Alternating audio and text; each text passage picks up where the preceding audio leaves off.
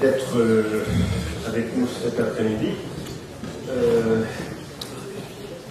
Ça fait un petit moment que nous n'étions pas vus dans le cadre des séances d'Arsène Spécialiste. Aujourd'hui, c'est une séance Arsène Spécialiste avec Collet.fr, ici, Guillaume Vergne et Julien Gauthier. Bon, comme vous le savez, je pense que beaucoup d'entre vous ont lu, je suppose, le petit livre que voici, que nous avons fait à l'initiative de Julien Gauthier et de Guillaume Vergne avec Denis Cambouchner, Philippe Mérieux et Arsène Spécialiste.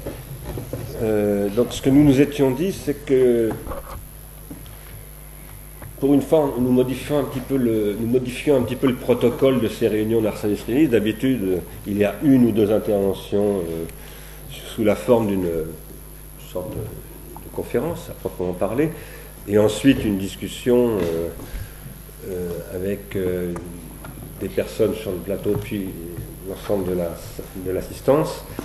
Aujourd'hui, nous avons décidé de faire quelque chose d'un petit peu différent. Après avoir réalisé cet ouvrage grâce fondamentalement au travail et à la ténacité de Guillaume et de Julien, dont je dois dire que je crois que je peux me permettre de m'exprimer au nom de Denis, il est là, et de Philippe Mérieux, qui malheureusement ne peut pas être là, parce qu'il est malade, et il nous a écrit hier soir en disant qu'il n'était pas du tout en état de venir. Il n'est pas parisien par ailleurs, mais enfin il avait vraiment prévu de venir, mais malheureusement il est grippé. Je crois que je peux dire en son nom, au nom de Denis, que nous sommes extrêmement contents d'avoir contribué à ce travail, que ça nous a permis vraiment de discuter ensemble à fond, sincèrement, honnêtement, sans arrière-pensée, et sans nous dissimuler nos points de vue, la diversité de nos points de vue, et de travailler avec Julien et Guillaume, qui ont fait un travail vraiment important, pas simplement d'organiser tout cela, mais surtout d'écrire des textes qui nous ont, moi, beaucoup éclairés, que j'ai trouvé très stimulants. Ce petit livre a une assez bonne réception, on en parle évidemment, on en parlerait plus qu'on en serait content, mais on en parle quand même un petit peu. Et le sentiment que nous avons, c'est qu'on en parlait tout à l'heure avec Denis Cambouchner, c'est que ce qui est assez bien reçu, outre des éléments de contenu positif, si je puis dire, c'est une certaine tonalité, un certain style d'adresse au public que nous avons adopté par rapport à cette question, dont je voudrais dire, sans être dramatisant, mais que cette question qui n'est pas simplement ni celle de l'école ni celle de l'université, mais disons celle de l'éducation, même si nous avons parlé essentiellement de l'école, qui est une question qui prend un caractère, je n'irai pas jusqu'à dire tragique, mais quand même très dramatique, et qui est un facteur d'anxiété nationale et planétaire d'ailleurs, puisque la question n'est pas seulement française, malheureusement. Parce que si elle n'était que française, ça voudrait dire qu'on peut trouver des solutions finalement de réorganisation institutionnelle rapidement, mais elle est planétaire.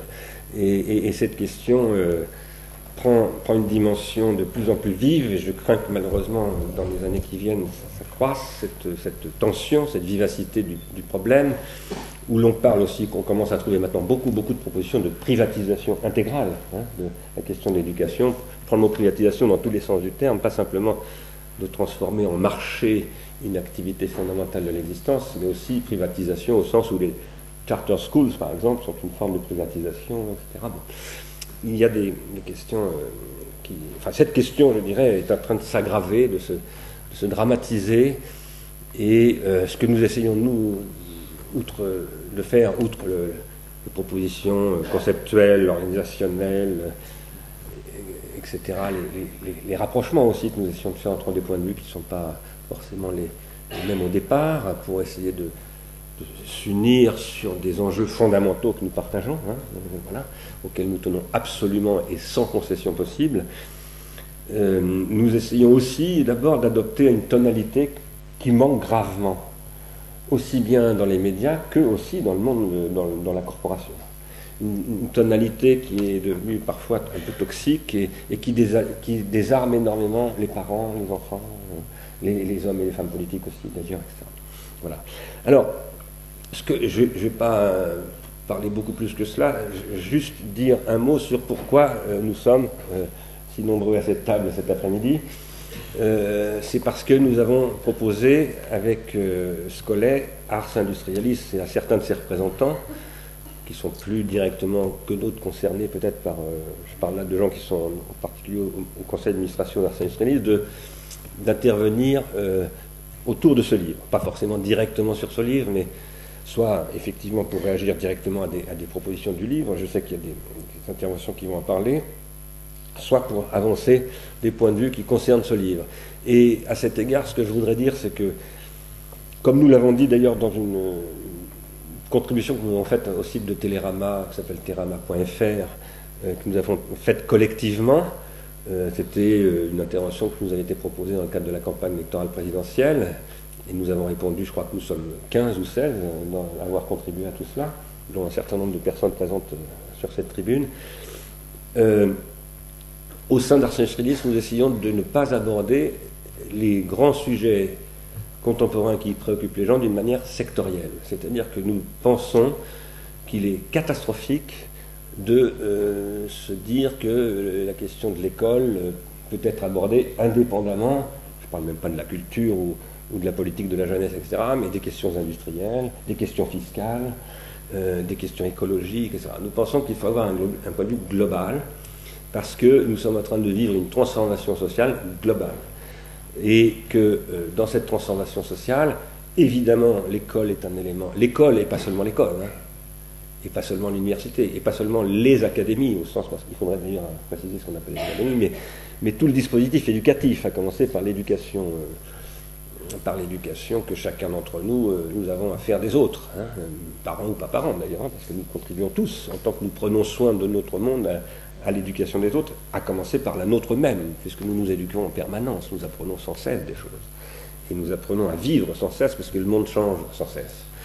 Mais nous pensons que cette question de l'école, de l'enseignement, de l'éducation, de l'avenir de l'université, etc., doit être abordée dans un point de vue beaucoup plus global. Et c'est dans cet esprit que nous avons organisé cette table ronde de discussion, qui va donc fonctionner de la manière suivante. Il y aura 5 interventions de lecteurs de ce livre qui interviendront pas forcément directement en relation avec ce livre, mais autour du thème que le livre traite. Ce seront dans l'ordre, il y aura d'abord une intervention d'Alain Giffard, ici présent, que vous connaissez certainement. Il a intervenu plusieurs fois ici. Il anime un groupe technique de soi au sein d'Ars Industrialis, c'est le membre du conseil d'administration d'Ars Industrialis, mais par ailleurs il travaille évidemment dans la fonction publique sur des questions qui sont au cœur de nos centres d'intérêt, aujourd'hui au sein du ministère de la Culture. Et donc, je crois qu'Alain nous parlera des questions de l'attention, qui constitue l'attention pour nous une question absolument centrale. D'ailleurs, nous avions lancé il y a 5 ans, je crois maintenant, un appel qui s'appelait « Faire attention », et qui est, je crois, toujours de grande actualité.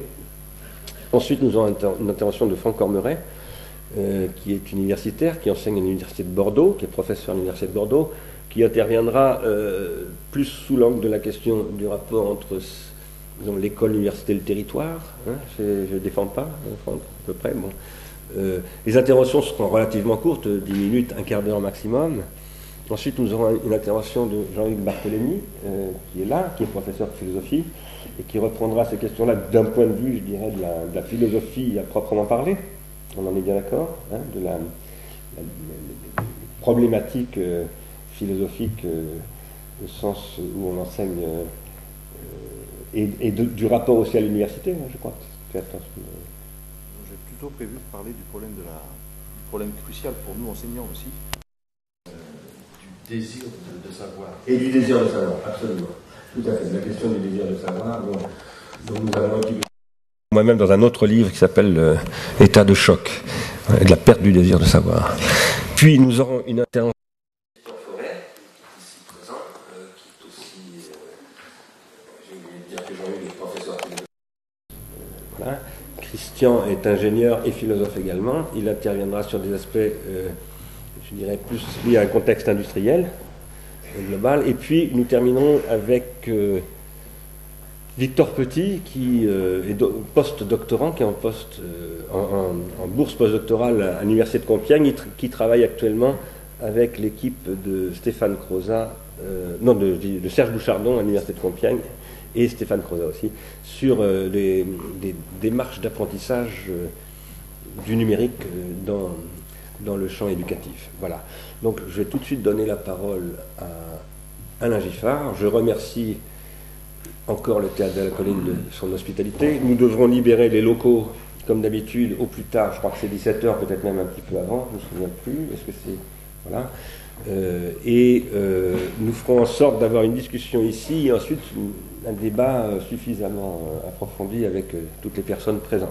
Voilà. Donc, merci d'essayer de respecter l'horaire pour que nous puissions avoir ce débat assez large. Et donc, Alain, je te passe la parole. Bonjour, merci Bernard. Tous mes commentaires et mes questions partiront de la question du numérique et de l'école. Je prends au sérieux le titre de l'ouvrage de nos amis et collègues, L'école, le numérique et la société qui vient. Ce qui m'apparaît très, très positif dans ce livre, c'est qu'il fait d'abord un sort à l'idée que l'école pourrait utiliser ou ne pas utiliser le numérique. Le numérique n'est pas considéré comme un moyen auquel l'école, les professeurs pourraient assigner une fin. Le numérique, c'est un régime de fin et de moyens dans la mesure où ça fait partie d'une économie, ça fait partie d'une industrie. C'est ce à quoi nous faisons référence quand nous proposons de développer une pharmacologie. N'ayons pas de cette pharmacologie une vision prud'homesque. Il ne s'agit pas de dire qu'il y a du bon et du mauvais dans la technique et qu'il faut séparer le bon grain de l'ivraie. C'est une critique. Et ce qu'on cherche, c'est ce en quoi il n'y a pas simplement du mauvais, mais ce en quoi le mauvais est un poison, et ce en quoi il n'y a pas simplement du bien, du bon, mais que le bon est un remède. C'est ça la dynamique de la critique pharmacologique. Le point clé ici, m'apparaissant, la pharmacologie de l'attention. J'aime aussi dans le livre la vision de la relation avec les jeunes, avec les élèves, qui rappelle un peu le titre du livre de Bernard, Prendre soin des jeunes et des jeunes générations. Le débat entre pédagogue et classique a pu porter il y a quelques années sur le sujet « Le jeune au cœur de l'école ». Je dirais que pour nous, Ars Industrialis, ce débat n'existe pas. C'est-à-dire qu'en tant que partisans de la notion de culture de soi, de la cultura à l'origine comme culture de soi, nous sommes dans cette tradition dans laquelle la culture vise la culture de soi à travers la culture des lettres et des arts, donc ce débat n'a pas lieu d'être. Mais cette question a été relancée, elle est relancée, elle a une actualité en ce moment, et par exemple aux États-Unis, le livre de Nicolas Carr sur Google nous rend-il idiot étant un exemple de ce débat, sous une nouvelle forme. Faut-il avoir peur, et là je vais reciter le titre du livre, faut-il avoir peur de la société qui vient? C'est-à-dire en fait, faut-il avoir peur des jeunes? Dans ce débat, c'est la question de l'attention qui fait le lien entre l'école et le numérique, et je vais donc me concentrer sur cette question. Les jeunes sont distraits, distracted, en anglais. Distrait, ça vient de distraere, qui a un sens en latin très fort, c'est du droit romain, qu'on retrouve un peu dans la notion de retrait, de retirer en droit français. Distraire, c'est enlever une affaire d'une cour pour la transporter dans une autre cour.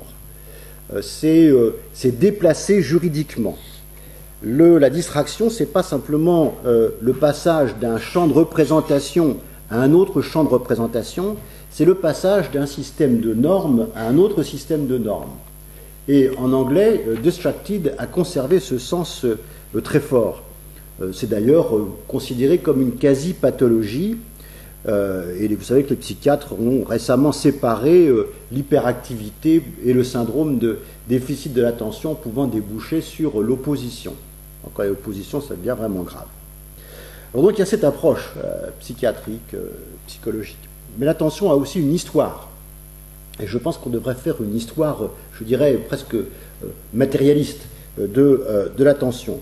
Ça n'est pas un phénomène purement individuel ou générationnel.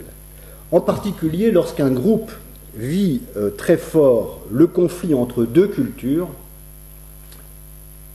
il y a un conflit d'attention. L'attention est le siège des conflits caractéristiques des transitions, des périodes de transition culturelle. L'exemple le plus classique de celui-là, de ça, c'est Cassien. Cassien, donc le philosophe chrétien, qui a rendu compte et a essayé de trouver une solution à cette situation qui était celle des premiers chrétiens, donc par définition des gens qui étaient chrétiens au moment où le christianisme n'existait pas, ils étaient en train de le créer, et qui donc avaient des difficultés à réfléchir, à prier, voire à lire, parce que leur esprit était plongé, assiégé, assailli, selon les termes de Cassien, par la catena, c'est-à-dire l'association des représentations provenant de la culture païenne. Donc on a les premiers textes, d'ailleurs, en ce sens, contemporains des textes sur la culture de soi, sont des textes qui visent à traiter cette question du choc des attentions lorsqu'on est dans une situation d'une double culture. Or, aujourd'hui, nous connaissons ce type de conflit entre, d'un côté, la culture classique scolaire, culture classique scolaire, et de l'autre côté, la culture industrielle, qui elle-même a en quelque sorte deux étages. La culture industrie classique, les industries culturelles de première génération, et la culture numérique des industries culturelles numériques. L'économie de l'attention, la notion d'économie de l'attention, a été créée par Herbert Simon, qui est prix Nobel d'économie, et en même temps un spécialiste d'intelligence artificielle, qui a voulu rendre compte de ce phénomène où, selon lui, l'information se développait en nécessitant de consommer une ressource qui était l'attention. Il y a économie de l'attention, non pas quand l'information et la culture sont des produits d'appel, du marketing. L'économie de l'attention surfe sur cette tendance. Mais il y a économie de l'attention lorsque, dans une situation de surcharge de l'information, le destinataire, qui peut être une personne, qui peut être un gouvernement dans l'exemple de Simon, crée un système de triage, de traitement de l'information, et qu'à ce moment-là, quelqu'un lui offre un dispositif, pensez à Google, pensez au moteur de référence, pensez au moteur de réclamation, et que l'attention ainsi comprise est revendue à quelqu'un d'autre, et c'est le marketing. L'économie de l'attention, c'est la transformation d'une attention, c'est la marchandisation, c'est la monétisation d'une attention.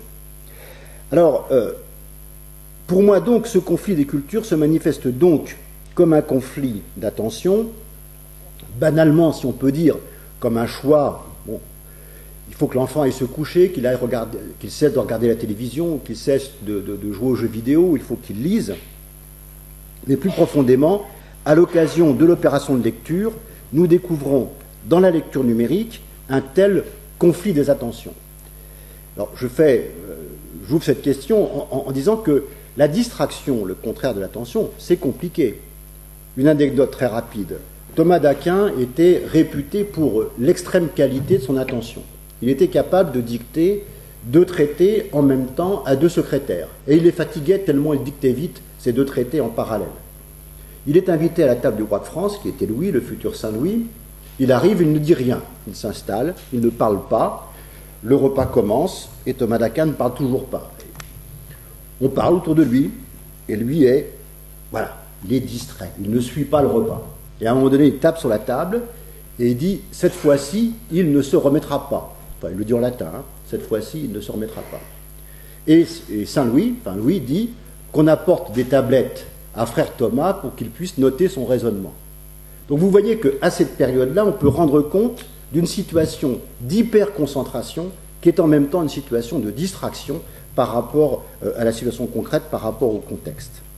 Alors, je ne vais pas revenir sur les lectures industrielles, parce que je vous ai souvent parlé de ça. L'idée générale, c'est que la surcharge cognitive pèse non seulement sur la visibilité du texte, non seulement sur la lisibilité du texte, mais qu'elle pèse aussi sur l'association de la lecture et de la réflexion. Alors, on a pu souligner que le lecteur numérique, en particulier le jeune lecteur, voyait donc son opération de lecture freinée,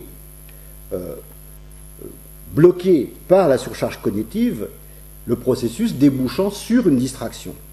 Mon interprétation est plutôt qu'il y a opposition entre l'attention orientée texte et l'attention orientée média. Dans le cas de la lecture d'un livre, le média sait se faire oublier. Et donc l'attention semble être tout entière une attention orientée texte. Mais ça tient justement aux qualités du livre comme média.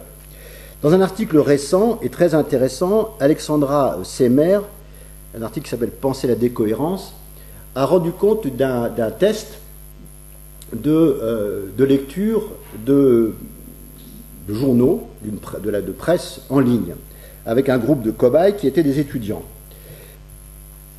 Ils lisaient ces articles de presse et ils écrivaient 3 colonnes à propos des liens hypertextuels. La première colonne, à gauche, ce qu'ils s'attendaient à trouver au bout du lien hypertextuel. La colonne du milieu, ce qu'ils trouvaient, et la colonne de la fin, leurs commentaires.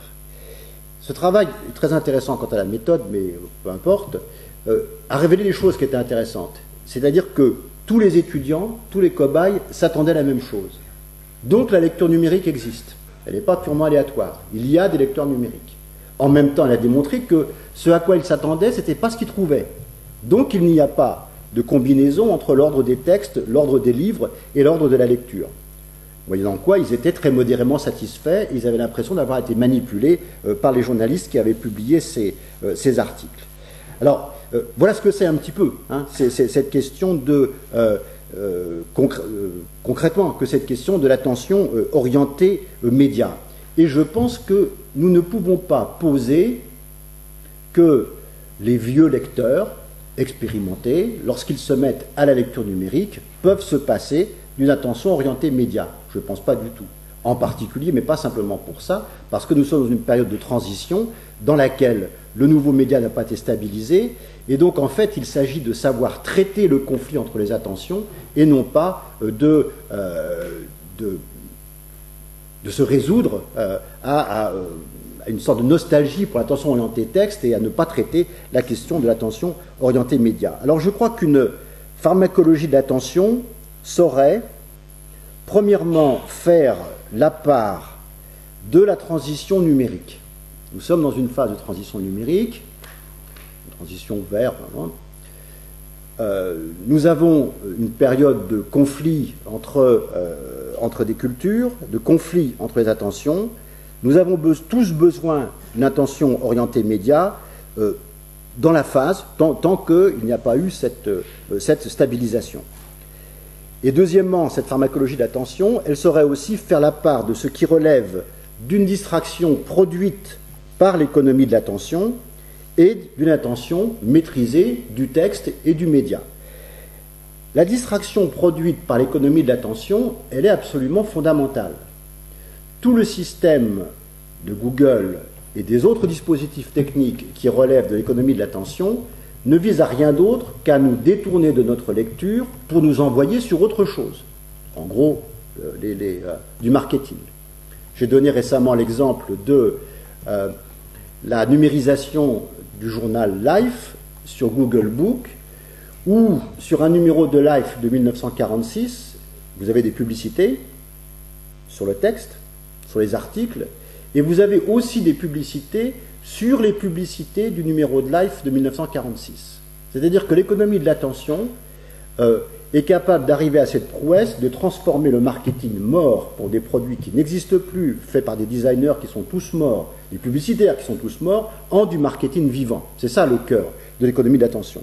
Donc, cette distraction-là, elle existe. Hein, je ne suis pas en train de la nier. Mais je pense qu'il faut faire la part de ce qui relève de ce type de distraction produite par l'économie de l'attention et ce qui relève de l'attention nécessaire, à la fois maîtrisée donc du texte et du média.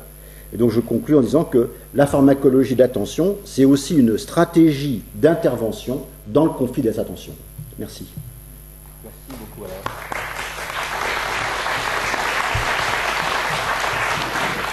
Merci d'avoir rapidement répété.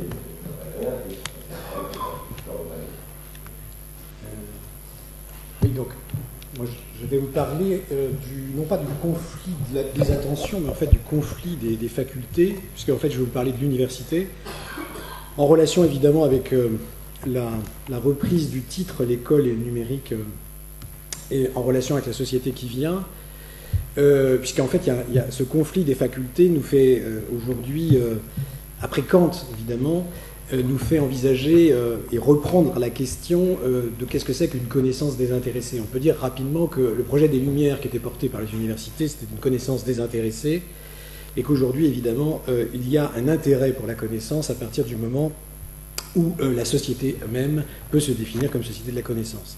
Ce qui veut dire que le statut de la connaissance mérite, comment dire, une réinterrogation sur la notion d'intérêt. Alors, ce conflit des facultés renvoie à un autre mot de l'université, c'est-à-dire que l'université étant un assemblage de facultés. L'université, évidemment, pose la question aujourd'hui de l'universel et de notre relation à l'univers dans la période qui est la suivante, c'est-à-dire en fait la période de la mondialisation, où en fait il y a une réduction, disons, de l'espace par rapport à la temporalité. Alors, pour introduire, je dirais, il y a une sorte de phrase de Lacan qui était assez drôle d'ailleurs, enfin, qui dit « tous universitaires », et en fait il citait par là même un tableau, comment dire, très connu, où on voyait des gens en plein naufrage. Et peut-être que l'université aujourd'hui, évidemment, elle est dans une situation de naufrage, tout simplement parce qu'elle ne sait plus qui elle est, puisqu'elle est encore dans l'idéal, disons, d'une première modernité, grosso modo l'Aufklärung, les Lumières, et alors même que nous sommes en train d'entrer dans une autre période qui vient. Et donc, en fait, je voudrais m'interroger sur ce qui vient. Alors, l'interrogation rapide sur ce qui vient, j'essaierai de la pointer autour de la relation entre université et valeur.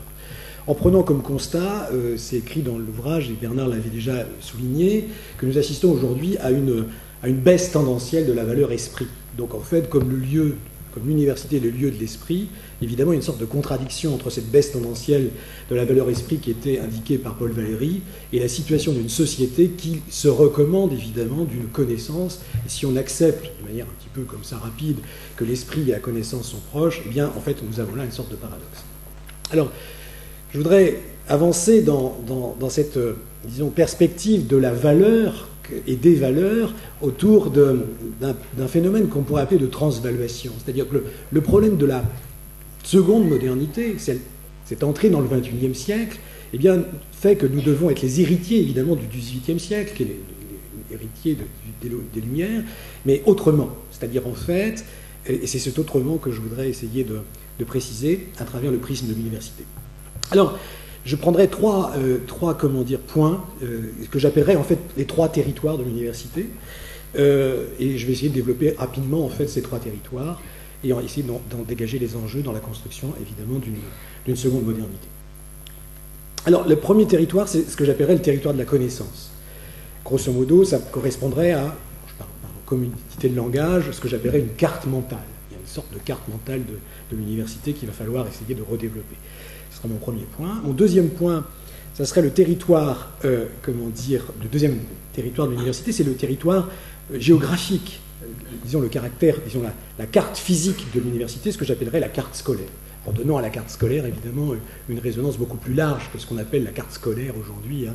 Mais disons, c'est l'idée de l'endroit physique, du territoire sur lequel, évidemment, la connaissance, évidemment, a lieu.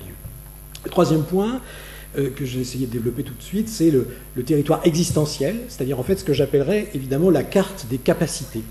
Autrement dit, en fait, c'est une sorte d'extension d'une carte d'identité. Mais une carte d'identité qui ne soit pas une identité identifiante, mais une identité d'une certaine manière qui se pense dans la différence du renforcement évidemment de l'apprenant.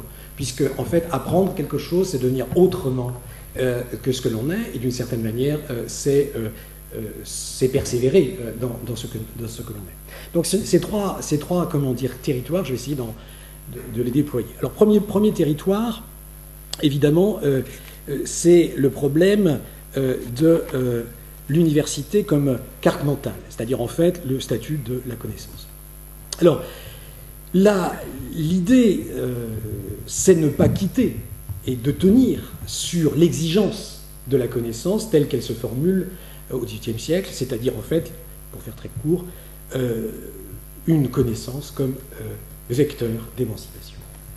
Et cette affirmation qui fonde les Lumières, aujourd'hui, d'une certaine façon, rencontre une autre exigence qui est aussi intéressante, qui est portée par, disons, une sorte de rationalisation, une sorte de démarche scientifique qu'on appelle la rationalisation, qui nous amène évidemment à une sorte de désenchantement. Et il y aurait une sorte de paradoxe aujourd'hui, alors même que d'une certaine façon la société est de plus en plus connaissante, le projet émancipateur d'une certaine manière reste peut-être en panne, en tous les cas on peut s'interroger sur lui, alors même qu'il y a une rationalisation du désenchantement qui montre évidemment que nous sommes entrés dans une société qui parfois n'est pas une société de confiance mais de défiance.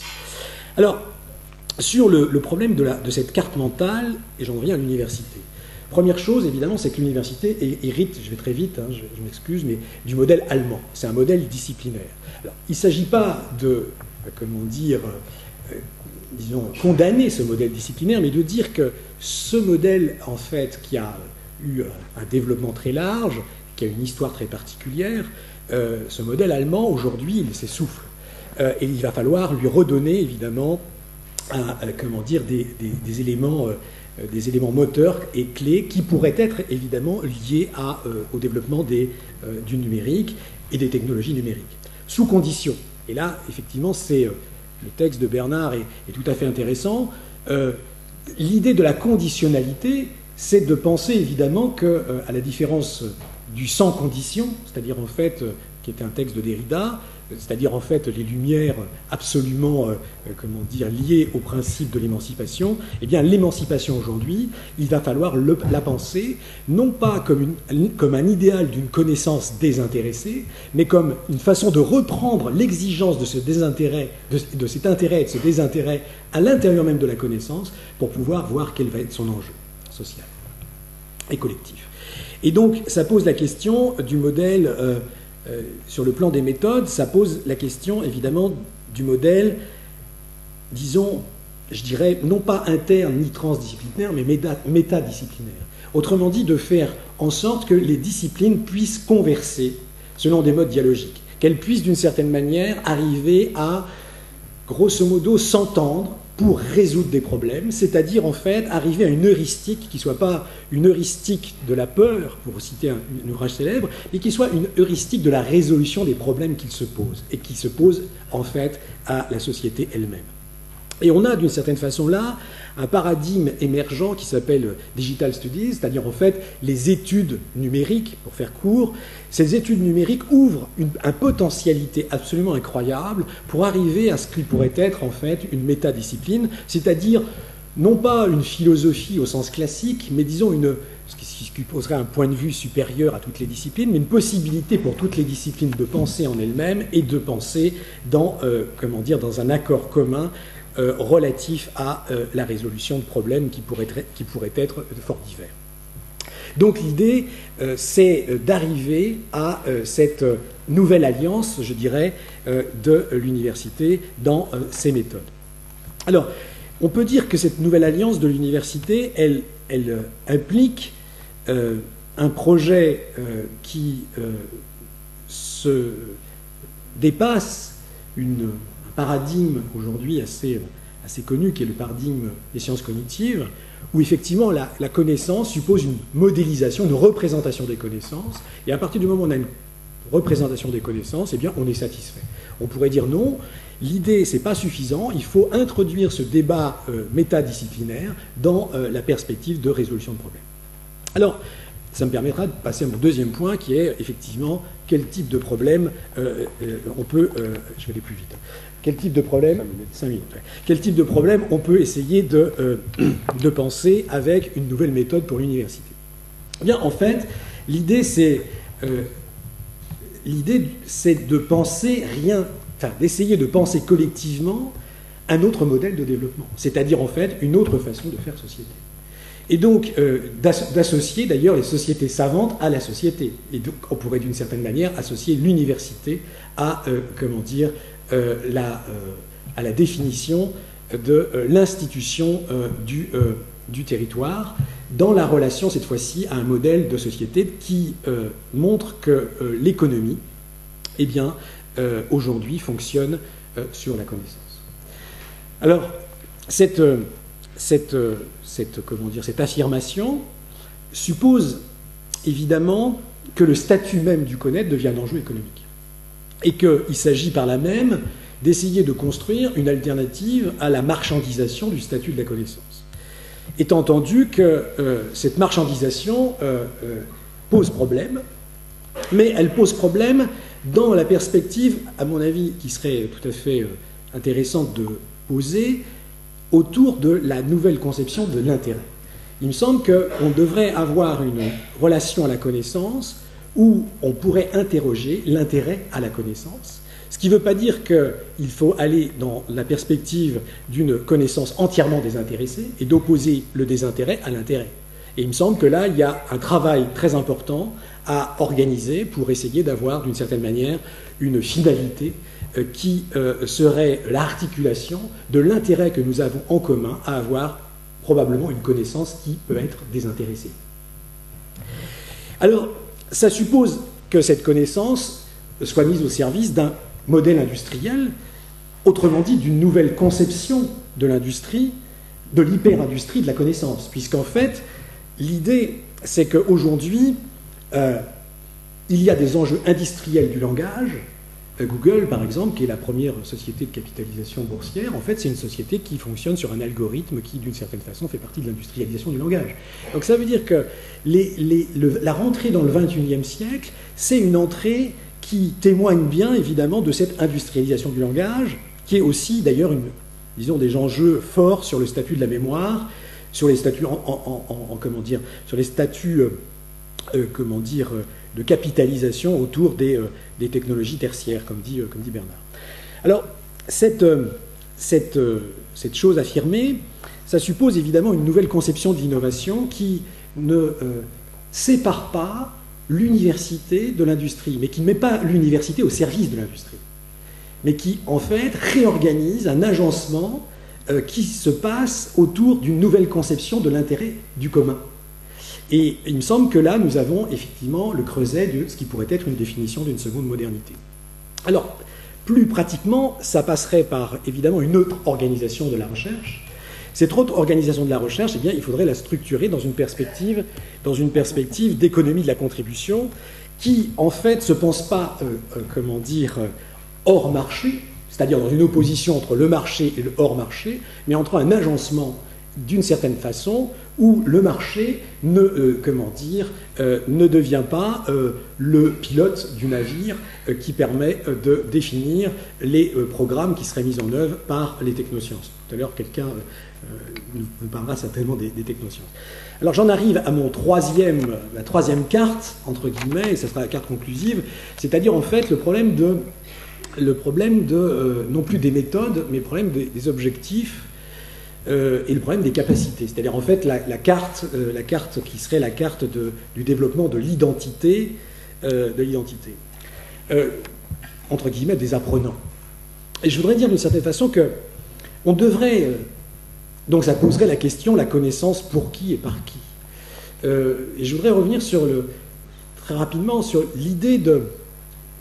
Le projet de l'émancipation, c'est penser autour de la notion d'égalité. Et il faut garder cette notion d'égalité, mais il faudrait lui ajouter quelque chose qui permettrait de réviser profondément cette égalité, dite égalité des chances, qui est d'une certaine façon ce qui met en œuvre le principe démocratique. C'est la notion de capacité. L'idée, en fait, c'est pas tant d'avoir des discussions, des querelles, sur l'égalité des chances, mais de montrer comment, en fait, un dispositif scolaire, une institution de la connaissance peut développer des capacités. Et là, évidemment, on a une possibilité, disons, non plus abstraite, mais évidemment beaucoup plus, tangible, de mesurer, évidemment, non pas des performances, mais en fait, de développer, évidemment, des modes d'autonomie qui, en fait, ne se pensent pas dans une opposition entre individu et collectif, mais au contraire, dans une individuation du collectif. Et ça, c'est, disons, l'héritage d'Ars Industrialis qu'on en fait avec la pensée de Simondon. Et donc, il y a donc une individuation sociale qui s'oppose évidemment à l'économie de l'attention dont a parlé tout à l'heure Alain. Donc, cet idéal démocratique révisé, qui permettrait d'une certaine manière de rééquilibrer quelque chose qui est en profond déséquilibre depuis 2 siècles, et déséquilibre qui ne fait que s'accentuer, c'est un déséquilibre entre le consommateur et le citoyen.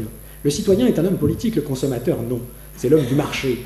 Et aujourd'hui, d'une certaine façon, en fait, il s'agit, dans l'idéal démocratique, de rééquilibrer cette skise qui organise les modes de relation à soi que les individus ont. Voilà. Alors, deux derniers points, ça pose la question... Une toute petite minute, ça sera la conclusion, en fait. Ça pose la question de la libido sciendi, c'est-à-dire en fait de ce besoin de connaissance, de ce besoin de savoir, c'est-à-dire en fait de ce désir d'apprendre, de ce désir d'apprendre. Aujourd'hui, évidemment, il y a une interrogation sur la valeur de la connaissance. Et cette valeur de la connaissance, si elle se réduit à un désir d'apprendre qui lui-même ne rentre pas dans un processus de validation par le collectif, eh bien, on est là devant quelque chose qui, pour reprendre le titre de Bernard, nous renvoie à la bêtise.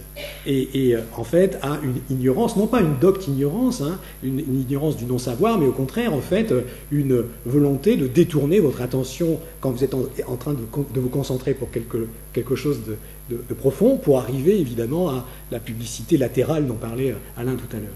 Ce qui veut dire que, pour terminer, l'idée de reconstruire l'autonomie, ça me semble important, à travers une nouvelle critique. Cette critique, ça sera à la fois une critique qui reprend les facultés, la critique des facultés de Kant, c'est-à-dire en fait la critique telle qu'elle se pose autant qu'un programme, qu'est-ce que c'est que construire quelqu'un dans l'esprit critique au sens kantien, mais aussi évidemment la pensée critique au sens, cette fois-ci, de la critique sociale, et d'articuler ces deux critiques dans une perspective d'un développement qui rejoint évidemment le modèle d'un développement de société dont je parlais tout à l'heure. L'université, là, a un rôle à jouer. Elle a un rôle à jouer tout simplement parce que l'université, normalement, c'est là où on forme les maîtres. Et que la façon dont le savoir se représente, une société se représente son savoir, c'est à l'université. Et on peut dire qu'aujourd'hui, eh bien, l'université, par rapport aux grandes écoles, ou par rapport, aux autres institutions de la connaissance, eh bien, c'est pas forcément, c'est plutôt un parent pauvre. Voilà. Merci beaucoup.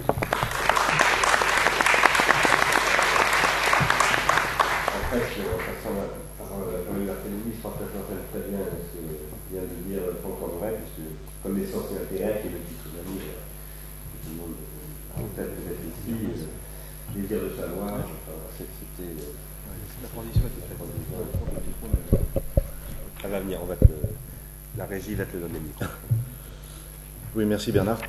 Oui, la transition est toute faite en effet, puisque tu as conclu sur ce thème du désir de savoir, qui pour nous, enseignants, est un problème fondamental. Et je voudrais d'abord dire la manière dont j'ai reçu ce livre, qui me paraît très important, et je terminerai donc par ce problème du désir de savoir comme étant pour moi le problème le plus difficile à penser, qui d'ailleurs requiert de la part de Bernard notamment des analyses très complexes dans un héritage qu'on peut qualifier de post-freudien. Alors d'abord mes impressions concernant ce livre qui est, je crois, très important sur l'éducation. Mon impression première, c'est qu'il y a, de la part des différents auteurs de ce livre, qui viennent d'horizons différents, il y a un accord sur l'importance et la nouveauté des problèmes éducatifs et scolaires qui sont posés par l'époque actuelle. Alors, en disant cela, et en énonçant quelques points qui me paraissent très importants, concernant justement cet accord entre les auteurs, j'espère que ceux qui n'ont pas lu l'ouvrage souhaiteront vraiment le lire, puisqu'il est, je crois, vraiment éclairant. Il y a aussi un accord de leur part sur certaines réponses à apporter. Il ne s'agit pas seulement de porter un diagnostic commun, plus ou moins commun, je crois que le diagnostic est très fortement commun, mais il s'agit aussi d'apporter des réponses communes. Et elles se dessinent en effet. Alors le problème nouveau, on l'a dit, ça a été redit, c'est le fait que la prétendue société de la connaissance, qui semblerait permettre une démocratisation inespérée de l'accès au savoir, selon la formule utilisée par Julien Gauthier et Guillaume Verne dans leur avant-propos, eh bien, cette prétendue société de la connaissance est pour l'instant, en réalité, une société du désapprentissage généralisé et de l'irréflexion court-termiste, hein, comme vous le dites très bien dans cet avant-propos. Du fait, évidemment, de ce qui est rappelé largement dans l'ouvrage, c'est-à-dire du fait de l'exploitation consumériste à laquelle les industries culturelles incitent de leurs propres produits. Et cela va de pair avec ce que nous vivons, nous, à l'école, c'est-à-dire une logique de service qui nous est imposée. Autrement dit, la transformation de l'école publique. On a un prestataire de services qui ne relève plus, en fait, du public à proprement parler.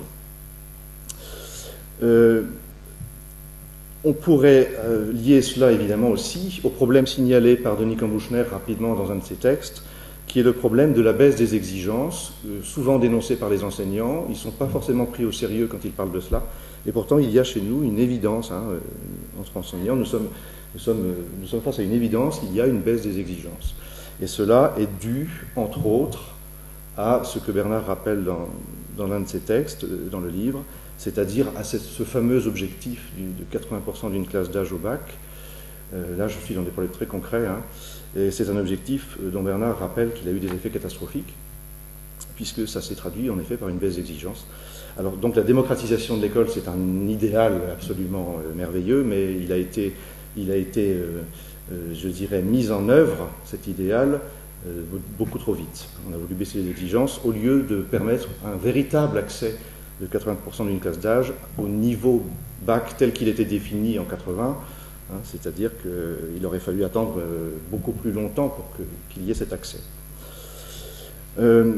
J'ai remarqué aussi dans ce livre une particularité qui, moi, me réjouit profondément, c'est la convergence du diagnostic entre Bernard et Philippe Mérieux, qui est une convergence très forte, puisque Philippe Mérieux intègre désormais dans son discours, il intègre désormais les résultats des analyses de Bernard, et en utilisant les concepts mêmes forgés par Bernard.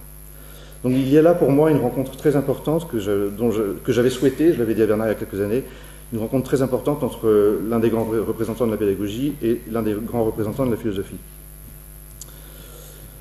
Alors, je passe aux réponses communes. Il y a, me semble-t-il, dans ce livre, quelques grandes réponses communes qui dessinent une future école.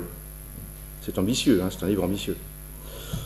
Premièrement, on l'a d'ailleurs rappelé, il ne faut pas diaboliser le numérique, ne pas vouloir le faire de l'école un organe de résistance, mais poser le problème en termes de pharmacologie.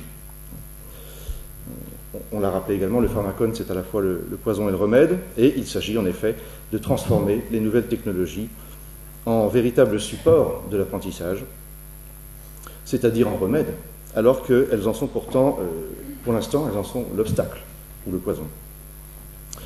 Deuxièmement, il faut, c'est un avis commun des auteurs, il faut solidifier l'apprentissage premier de la langue. Parmi tous les enseignants que je fréquente au jour le jour, les plus touchés, les plus dépressifs, les plus révoltés, ce sont les professeurs de français. Il faut donc solidifier l'apprentissage premier de la langue comme sol de tous les autres apprentissages. C'est une idée que j'ai retrouvée dans tous vos textes et qui me paraît... J'adhère à tout ça. Pour moi, c'est un livre qui va complètement dans le sens de ce que moi-même je pouvais penser. Ensuite, il faut introduire une dimension historique dans l'apprentissage des contenus. Introduire une dimension historique de l'apprentissage des contenus, et Bernard va jusqu'à dire qu'on ne devrait pas pouvoir avoir l'agrégation de mathématiques si on ne connaît pas l'histoire des mathématiques. Il faut enfin faire accéder les enseignants au statut de ce que Philippe Mérieux nomme de vrais êtres de culture. C'est-à-dire inculquer aux enseignants, durant leur formation, une culture générale tout à fait renforcée. Alors j'en viens maintenant au problème ultime, qui est pour moi le problème le plus difficile, qui est un problème que traite Bernard depuis pas mal d'années, notamment depuis Prendre soin, auquel Alain a déjà fait référence tout à l'heure, qui est un livre qui, je crois, a lancé un mouvement de nouvelle théorisation des problèmes de l'apprentissage. Et c'est un livre qui dessine, dans les termes que j'utilise toujours pour décrire le travail de Bernard, qui dessine ce qu'on peut appeler, après la psychologie des profondeurs de Freud, ça dessine une psychosociologie historique des profondeurs. Et ça traite un problème que je crois ultime, c'est-à-dire le problème du désir de savoir. Comment redonner aux élèves le désir de savoir, sachant que ce désir est par excellence une figure de la sublimation, en termes freudiens. Autrement dit, comment permettre une sublimation à l'époque où nous sommes dans la désindividuation, que Bernard appelle aussi une désublimation. Alors, ce problème, il y a une anecdote là. L'autre jour, une anecdote qui me vient à l'esprit, l'autre jour, après avoir exposé la théorie freudienne, justement, ma meilleure élève, spontanément, et sans que j'aie aucunement préparé la question qu'elle allait me poser par mon discours, il lui vient une question qui m'a saisi. Elle me dit, mais monsieur, est-ce qu'aujourd'hui le surmoi ne serait pas en baisse? Et là, je me suis dit, elle est vraiment la meilleure. Alors, ce problème du désir d'apprendre, du désir de savoir, qui est le problème le plus difficile à traiter sur le plan théorique, est posé dans les livres par Denis Kambouchner en dialogue avec Marcel Gauchet. Et on peut partir ici de ce que disait Gauchet. Il disait, par une belle ironie de l'histoire, la société de la connaissance pourrait s'avérer celle où le désir de savoir n'a plus lieu d'être. Denis Kambouchner répond à Marcel Gauchet. Il y a un véritable dialogue sur un terrain d'entente, mais en vue d'un approfondissement. Il répond qu'il s'agit seulement du désir d'apprendre dans son mode traditionnel, et notamment du désir d'apprendre, je vous lis, et notamment du désir d'apprendre en tant que demande de transmission ou disposition à recueillir un héritage. Oui, c'est bien cela que les élèves refusent désormais. C'est bien ce savoir-là. Ils ne sont pas, et vous avez raison, je le crois, ils ne sont pas dans une absence de tout désir d'apprendre. Ils sont dans le refus d'un certain savoir, parce qu'ils sont dans le refus de l'héritage. Ils sont des êtres qui sont faits pour ce que, en termes simondoniens, qu'évidemment j'aime beaucoup, ils sont faits pour ce qu'on appellerait aujourd'hui, avec Simondon, une société ou une culture de l'invention, et non pas une culture du travail, qui consisterait à hériter de savoirs déjà produits. Il s'agirait de les reproduire, ces savoirs. Et c'est là où j'en reviendrai au problème justement de la nécessité, j'essaierai de connecter différents éléments que j'ai évoqués, le problème de la nécessité de faire reparcourir les inventions, faire reparcourir aux élèves les inventions des savoirs du passé. C'est la seule manière de faire qu'ils acceptent un héritage. Parce que jusqu'à présent, aujourd'hui, nos élèves sont dans le refus de l'héritage. Alors, je précise le propos du livre avant de revenir à ce problème. Denis Kambouchner précise donc, c'est un certain type de culture ou d'institution du désir d'apprendre et de savoir qui se trouve frappé de caducité. Mais ce désir subsiste nécessairement sous certaines formes, que l'école doit discerner pour mieux déterminer ce qu'elle-même peut offrir et accomplir. J'adhère entièrement à cela, et je vous disais qu'il s'agirait peut-être donc de passer d'une culture du travail à une culture de l'invention. Autrement dit, il s'agirait de répondre à la grande question que pose l'avant-propos du livre, la question fondamentale pour moi, que Julien et Guillaume formulent en demandant « Que signifie instruire à l'âge du numérique ?» Autrement dit, ne faut-il pas redonner un nouveau sens au mot « savoir » lui-même? Et là, c'est le grand défi. Alors, redonner un sens à savoir ou à instruire, un autre sens, je dirais que premièrement, cela consiste à faire que l'héritage reprenne un sens du fait même qu'on reparcourrait en classe, on reparcourrait le processus inventif qui a conduit au savoir légué par le passé. Et c'est là où l'on rejoint la dimension d'historicité nécessaire des contenus mêmes de l'apprentissage. Et je voudrais citer également Marcel Gauchet lui-même, parce que Marcel Gauchet lui-même avait anticipé là-dessus. Il disait, si l'on veut vraiment préserver la possibilité d'éduquer, il faudra bien arriver à un consensus social sur ce que veut dire apprendre. Autrement dit, il avait conscience que apprendre doit changer de sens. Et moi, ma grande conviction, c'est que toutes vos propositions vont dans le sens du passage d'une culture du travail à une culture de l'invention, dans le cadre de l'école, mais on pourrait aller plus loin, hein, on pourrait élargir. Avec Simondon, on pourrait parler d'une culture de l'invention en général, c'est-à-dire qu'on pourrait envisager en lien, puisque tout fait système, c'est un problème systémique ici, l'école est prise dans un système qui est une société à la dérive. Et on pourrait envisager de réformer le système du travail, en direction d'un système de l'invention. Bon, là, chez Simondon, ça a été dessiné, et aujourd'hui, on pourrait penser cela. Donc l'école, à mon avis, et là je rejoins tout à fait Bernard, l'école doit être pensée dans ce cadre-là, d'une culture de l'invention, hein, d'une société de l'invention, et vos propositions, me semble-t-il, convergent vers cette idée qu'il faut faire reparcourir aux élèves, grâce à une dimension d'historicité des contenus de savoir, leur faire reparcourir les processus même d'invention qui ont débouché sur les contenus de savoir. Je vous remercie. Merci, François.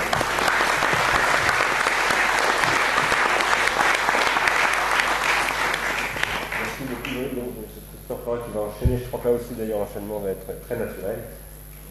Cette question de la culture du travail et la culture de l'invention, ça concerne beaucoup l'éducation du modèle industriel sur lesquels nous travaillons notamment avec Christophe. Je vais commencer par dire et rappeler que l'enseignement, l'école, c'est une institution de programme. Et vous faites l'écho, chers auteurs, de l'instrumentation, du risque d'instrumentation croissante de l'instrumentation croissante des institutions de programme par les industries de programme, qui finalement donnent le tempo dicté par une économie de marché. Donc finalement, on est passé dans une situation où les émissions de contenu des industries culturelles, notamment, ont pris le devant sur les transmissions, celles des savoirs. Vous rappelez l'impuissance de la puissance publique, bien décidée qu'elle fut finalement à laisser faire. Un laisser-faire qui nourrit la misère croissante du système éducatif pour finalement le soumettre encore plus facilement au marché et à ces marchés prédateurs des solutions de e-learning. Bien évidemment, je ne dis pas qu'il n'y a rien d'intéressant dans le e-learning, absolument pas. Vous soulignez, et ça c'était plutôt nouveau pour moi qui ne suis pas un familier des questions de l'enseignement et de l'université, le dépassement nécessaire de l'opposition entre ce que vous appelez les pédagogues et les républicains, à l'heure où le milieu technologique ambiant devient massivement numérique et réticulaire, c'est-à-dire là où une opportunité enfin se présente pour reposer la question et le débat sur de nouvelles perspectives. Et je crois que c'est le premier mérite de ce texte, c'est de recaler les débats sur des sujets qui sont beaucoup plus porteurs d'avenir que d'opposition et de polémiques, pour lesquels on se rend compte que finalement on s'épuise, y compris les deux représentants qui ont été choisis pour instrumenter la discussion, et on voit que ces discussions ont porté leurs fruits en ce sens-là. Cela dit, je vais vous poser une question, en fait deux questions. Si j'ai bien lu, vous n'avez pas évoqué les modes de travail contributifs et collectifs d'une part, et ce qu'on pourrait appeler l'enseignement en mode projet, pour faire écho au travail en mode projet. Bon, je pense que c'était dû du fait de la taille du livre et qu'on ne pouvait pas tout traiter, mais je pense que ces deux questions sont intéressantes et je voulais donc en dire rapidement quelque chose, de sorte à ce que vous puissiez m'éclairer ensuite par vos réponses. Tout d'abord sur le travail collaboratif, que beaucoup d'entre nous, bien sûr, vivons dans nos organisations, dans notre travail quotidien, qu'elles soient publiques, privées, est de plus en plus important. Mon sentiment est que cet aspect contributif n'est pas assez développé à l'école. Et je le dis en tant qu'archi-industrialiste, au sens où prôner l'avènement d'une économie de la contribution implique nécessairement de se poser la question comment ces problématiques de contribution sont enseignées, mises en œuvre et pratiquées dans le cadre du système scolaire. Parce qu'on ne peut pas dire qu'il faut attendre d'avoir son bac, ses études, etc. pour commencer à rentrer dans l'économie de la contribution. Donc ça veut dire que ça se passe d'entrée de jeu dans des logiques de pédagogie et de système éducatif. Donc je crois que cette logique de contribution n'est pas assez thématisée, mais peut-être qu'il y a des éléments du débat qui m'échappent bien évidemment. Je rappelle, si c'était nécessaire, que le milieu du numérique et du numérique réticulaire, c'est là qu'a émergé les pratiques de travail collaboratif et contributif qui nous ont permis, nous, après coup, de dire, ben voilà, l'économie de la contribution, elle est partie de là. Dans les équipes internationales que j'ai pu fréquenter, sur des projets internationaux, donc, je constate systématiquement un déficit des Français en matière de savoir-faire collaboratif et collectif. Quand le Français arrive dans une équipe, c'est celui qui va être à la ramasse systématiquement sur la capacité de travailler de manière collaborative. Je pense que cette situation se retrouve également dans les milieux de la recherche. Si je regarde les papiers de recherche en sciences humaines, on voit très rapidement que le nombre de co-auteurs par papier est beaucoup plus important dans les autres pays qu'en France. Avec cet extrême, quand on arrive à la philosophie, en France, c'est un auteur, un papier. Donc il n'y a pas cette dimension de collaboration et de contribution qu'on retrouve y compris dans la production de la recherche. Et je pense qu'on a beaucoup d'efforts à faire en ce sens-là. Et si je fais ce constat-là, c'est parce que je pense que ça se passe déjà, c'est cultivé à l'école. Le deuxième élément, qui est en fait l'autre face de la même pièce, les logiques de contribution et de collaboration, c'est le mode projet. Il me semble qu'on parle plus, quand il s'agit d'éducation et de pédagogie, de projets pédagogiques à destination des élèves, que de placer les élèves eux-mêmes dans une situation de projet. Certes, il y a toujours la sortie au musée, l'exposé à faire en binôme, mais on n'a pas ici, je crois, l'ampleur qu'on pourrait développer qu'est-ce que ça veut dire travailler en mode projet dans le système éducatif, au-delà de ces petits exemples qui finalement sont pour moi plus des contre-exemples que de vrais exemples. Pourquoi? Parce que quand on est en situation de projet, c'est un des vocabulaires de Bernard, on a des attentes et donc des prétentions. Participer à un projet, donc travailler en mode projet, y compris apprendre en mode projet, c'est pouvoir se projeter, dégager un avenir dans et par les savoirs. Et c'est cela que court-circuite, bien évidemment, ce mode projet, le diktat du temps réel des technologies numériques, que souligne Philippe Mérieux dans son texte quand il parle du temps réel, je le cite, qui est en réalité la disparition de la temporalité. Tout est fait pour que les industries de programme, par la captation des attentions qu'a évoqué Alain, finalement, empêchent les élèves, les enseignants de développer des avenirs, c'est-à-dire de se projeter et de travailler dans des logiques de projet. Bref, n'y a-t-il pas un fonctionnement en silo des disciplines, puisque quand on est en mode projet, systématiquement, on en fait l'expérience vivante, on est d'entrée de jeu dans des problématiques de transdisciplinarité, de collectivité. La logique d'économie, de psychologie, d'interaction avec les autres, de mise en œuvre technique, tout ça est naturellement mis en œuvre systématiquement dès qu'on est en mode projet. Et j'ai l'impression qu'on fait tout pour ne pas aller en mode projet dans le système éducatif, de ce que je peux en voir, même si bien évidemment je ne suis pas un expert. Bref, il y a donc un fonctionnement en silo entre les disciplines, entre lesquelles les passerelles restent à faire, bien souvent à faire. Il y aurait de beaux projets, je crois, à faire dans cette appropriation transdisciplinaire, si elle pouvait faire sauter ne serait-ce que la maudite opposition entre littéraire et scientifique. Dès le CE1, et ça c'est mon témoignage, on explique aux élèves ce qu'ils sont, littéraires ou scientifiques, en leur inoculant du coup un sentiment de résignation et de fatalisme dans leur rapport à des savoirs disciplinaires et notamment transdisciplinaires. Parce que j'ai passé 2 mois à expliquer à ma fille que non, elle n'était pas une littéraire, parce que son enseignante lui avait dit ça. Et qu'elle se sentait du coup dédouanée de faire tout effort, puisque elle n'était pas une scientifique. Et 2 mois de corps à corps. Et en même temps, on voit l'importance de la parole de l'enseignant à cet âge-là. Si j'ai passé 2 mois, c'est que j'étais en opposition de l'enseignante. D'une manière générale, je crois que Denis Kambouchner a raison de rappeler que l'école est devenue une caisse de résonance, mais qui résonne parce qu'elle est vide et creuse à certains aspects, parce qu'elle ne propose pas de thérapeutique à la propagation en son sein des maux de la société en pleine transformation. Je m'explique. Comment penser qu'un enfant, et c'est l'exemple que prend Denis Kambouchner, ou un adolescent qui n'a pas sa chambre, qui vit dans une forte promiscuité, qui ne peut pas être seul avec lui-même, qui subit l'ambiance sonore de la télévision à son domicile, qui ne se couche pas avant 23 heures, puisse apprendre correctement. C'est tout simplement impossible. L'école ne peut pas régler les problèmes de logement. Et pourtant, l'un ne va pas sans l'autre.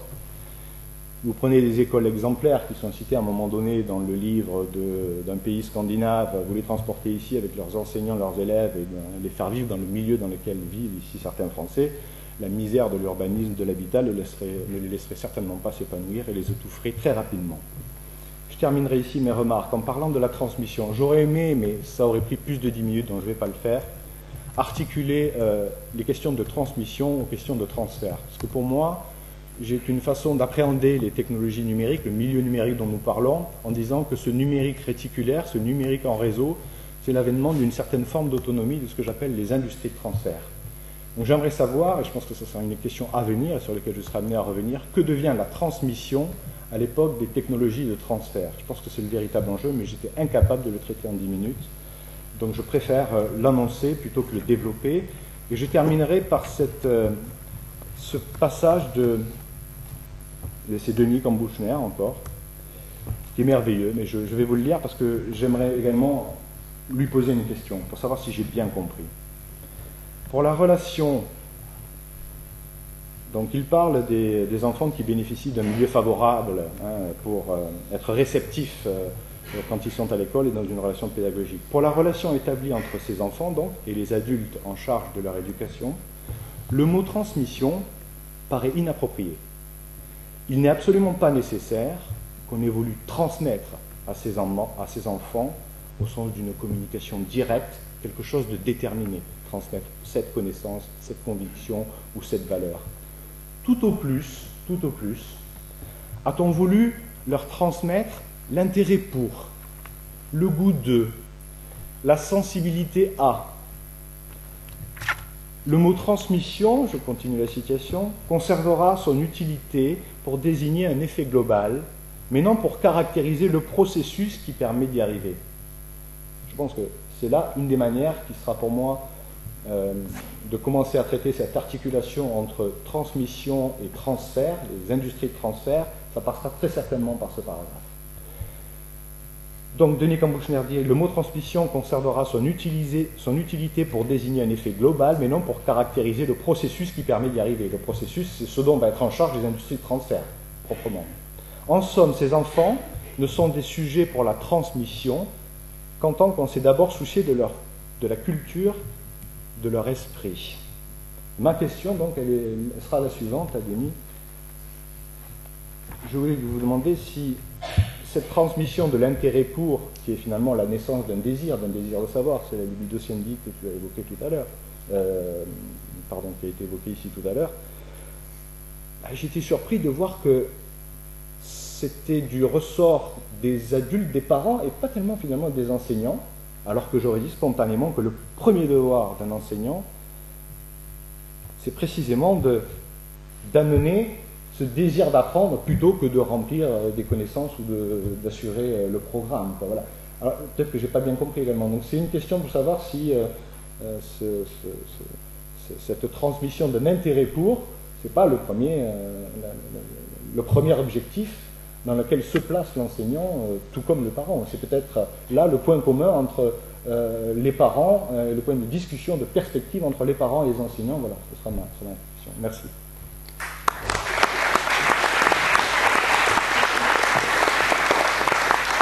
Merci beaucoup, Christian. Nous allons maintenant écouter Victor Petit qui va nous parler de réflexion qui se mène avec lui-même et d'autres à l'Université de Compiègne sur l'apprentissage des écritures numériques. Je dis un mot là-dessus, un petit peu d'introduction. Un des points importants, je crois, qui est partagé entre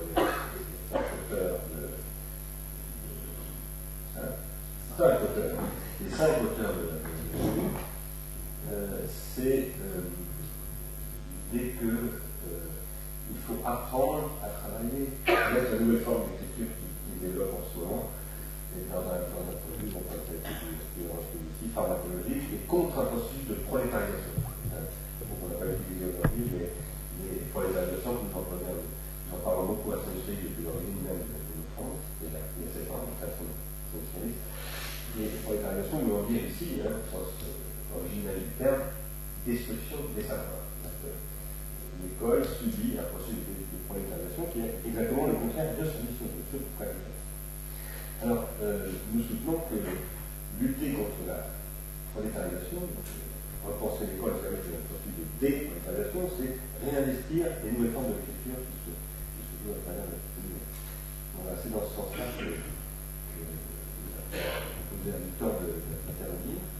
Et je fais une proposition aux personnes qui sont ici à la table et à la salle, c'est que plutôt que nous répondions tout de suite à tout ce qui vient de se dire, et que nous laissions aussi les personnes qui sont dans la salle parler, et nous décidions qu'à la fin, nous intervenir pour répondre, parce que nous y reviendrons sur toutes les questions, même si nous n'apportons pas toute la réponse qu'il faut aujourd'hui et que nous souhaiterions faire, réponse ou avec le sabbat, etc. Je crois que voilà, c'est un processus qui ne fait que s'engager. Donc on voit les modalités de la continuation du débat, mais je pense que c'est très important que ça prenne la parole. Donc je te donne la parole, et ensuite, ce sont les personnes qui vont la prendre dans la salle. Oui, bonjour, je vais faire deux remarques personnelles. Une remarque personnelle très brève, deux citations qui me semblent être en écho avec le livre, et ensuite la présentation du projet donc, d'enseignement d'écriture numérique précis dont il vient d'être question. La remarque personnelle, elle est très simple, donc dans le titre il y a école et numérique. À l'école, je me suis toujours ennuyé. J'ai commencé dans les premiers, j'ai fini dernier, avant de revenir bon à l'université, à savoir là où j'ai tout appris par les livres. Donc la seule école, et ma seule école, et ça le demeure aujourd'hui, ça reste les livres. La seconde remarque, c'est qu'en termes de numérique, elle est liée à la première, évidemment. J'ai beau avoir un trentenaire, culture du papier. Le numérique, je suis un peu ce qu'on appelle un inadapté ou un mésadapté. Bref, je ne suis pas mis avec Facebook, les blogs je ne les consulte pas, j'ai jamais posté un seul commentaire sur un article de journal. J'ai jamais mis une photo sur Flickr, je m'en compte fou. Et j'étais très fier d'être pas googlisable avant de le devenir, grâce ou à cause, selon les points de vue, Julien Gauthier et Guillaume Bergne, puisque j'ai écrit un article dans scolet.fr, enfin un article, c'est bien grand mot, un papier. Donc voilà, donc je fais partie des gens qui se sont liés à l'école, qui ont appris l'essentiel de ce qu'ils sont et ce qu'ils font, qui peuvent parler devant vous sans rougir aujourd'hui par les livres, et qui se sont mis au numérique de manière tardive et disons sans enthousiasme sans enthousiasme. Tout ça pour vous dire donc qu'il est possible, pour diaboliser, qu'il est possible à chacun de nous de s'intéresser aux liens de l'école et du numérique.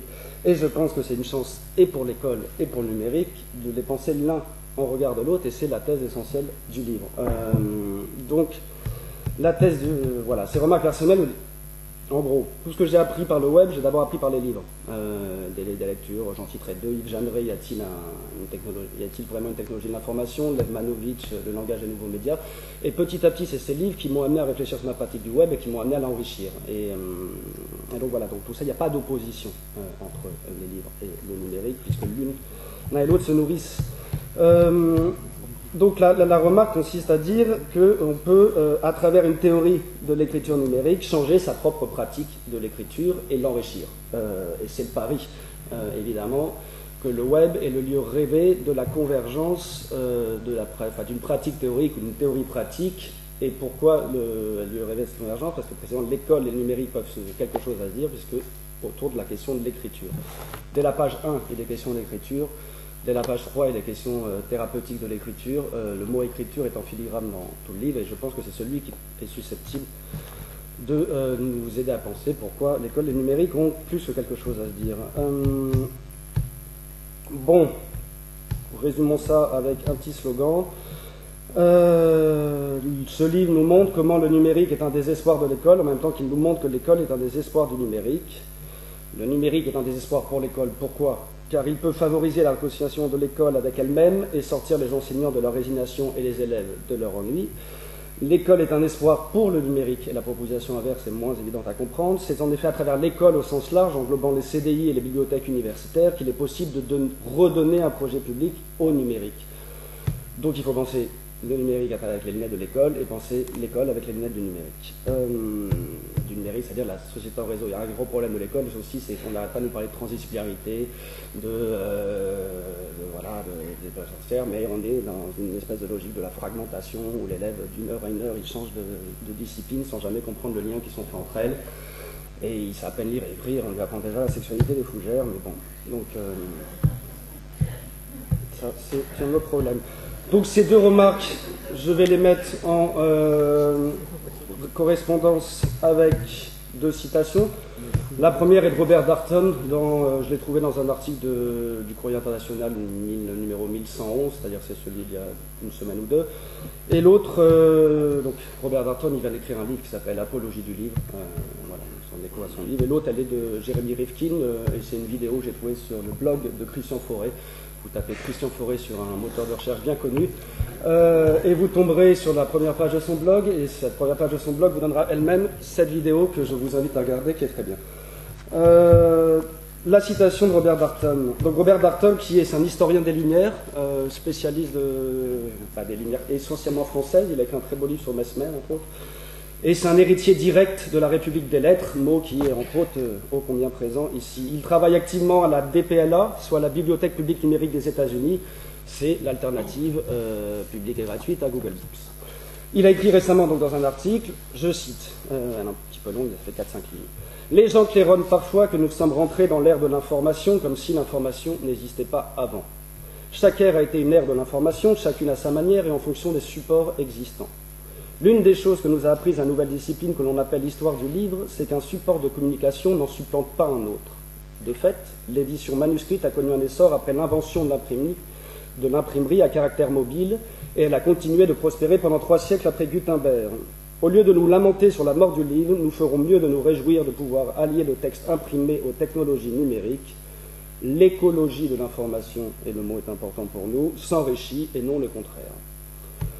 Donc voilà, donc encore une fois, il n'y a pas d'opposition entre la culture du papier et la culture du numérique, et si opposition il y a, elle est juste du fait de la pratique scolaire actuelle, qui nourrit l'opposition au lieu d'essayer de la réduire. Donc, dans son dernier, il tente de redonner un rôle central aux bibliothèques qui fonctionnent comme des centres nerveux de transmission d'impulsions électroniques. Google prétend se passer de ce centre nerveux que sont les bibliothèques, ce pourquoi il y insiste, il n'échappera pas à l'obsolescence. Le propre des nouveaux médias électroniques, c'est qu'ils sont obsolescents par essence, et que les bibliothèques ne le sont pas par essence. D'où voilà son importance. C'était une remarque, ça me semble rentrer en écho avec le livre. Une deuxième de Rifkin qui me semble pareil, rentrer en écho direct avec les propos du livre. Je le cite, donc c'est dans la vidéo. Au XIXe siècle, les techniques d'impression sont devenues très peu chères. Nous sommes passés de l'imprimerie manuelle aux presses à vapeur. Nous avions la possibilité d'imprimer beaucoup pour peu d'argent et rapidement. On a donc eu besoin de lecteurs. Et la France a créé le prototype du système de l'école publique pour le reste du monde. Au XIXe siècle, on a introduit les écoles publiques et on a créé une main-d'œuvre plus qualifiée. Fin de citation. Donc telle serait la première révolution industrielle. La première révolution industrielle, ce n'est pas seulement la machine à vapeur, c'est l'école aussi. Et c'est pour ça que cette citation me semble importante, c'est l'école publique. Et nous sommes en train de vivre la fin de la seconde révolution, qui est le mariage du pétrole et de la télévision, on pourrait dire. Et alors que nous sommes désormais plus de 2 milliards d'êtres humains à être connectés, nous tendons vers la troisième révolution industrielle, caractérisée par le couple du réseau numérique et des énergies renouvelables distribuées. Donc ça, c'était pour resituer la citation dans le contexte de Rifkin.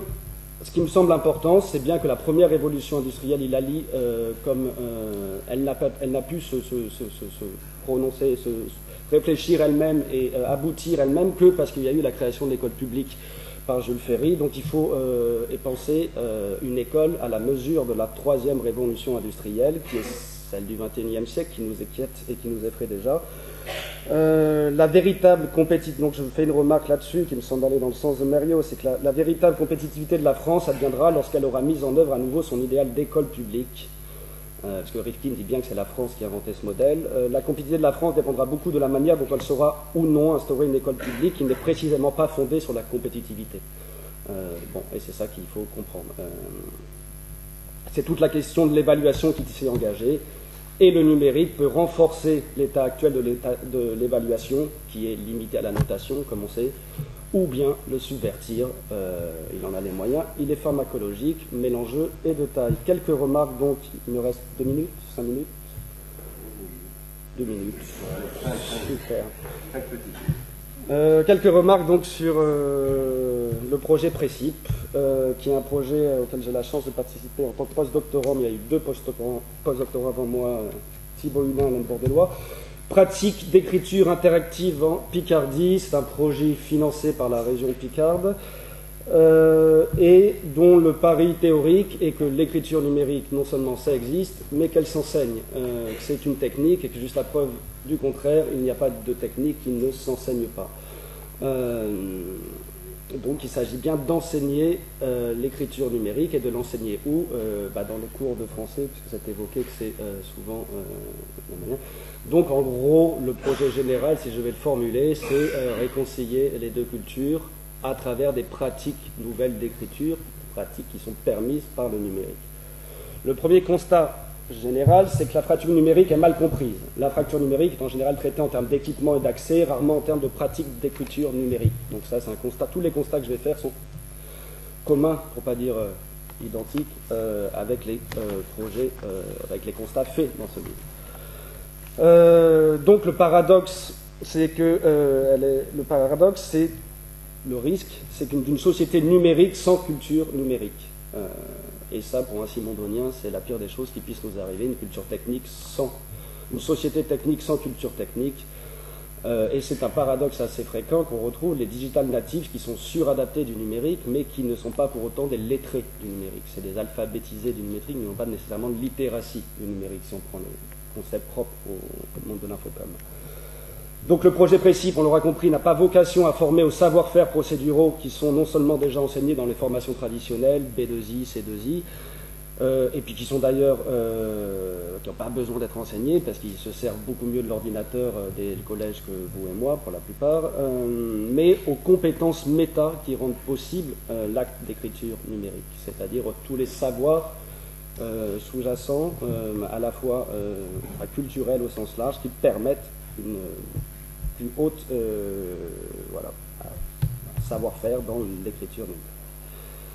Donc, bien entendu, cette théorie, cet apprentissage présuppose une théorie. Avant de vous dire quelques mots de la théorie, j'en profite pour dire que ce projet général est vraiment un projet qui s'inscrit tout à fait dans le projet simondonien de redéfendre une culture générale, comme il dit, c'est-à-dire une culture qui intègre la culture technique, pour redonner à la culture technique le caractère véritablement général qu'elle a perdu. Bon, je vous renvoie à l'introduction du Méhot.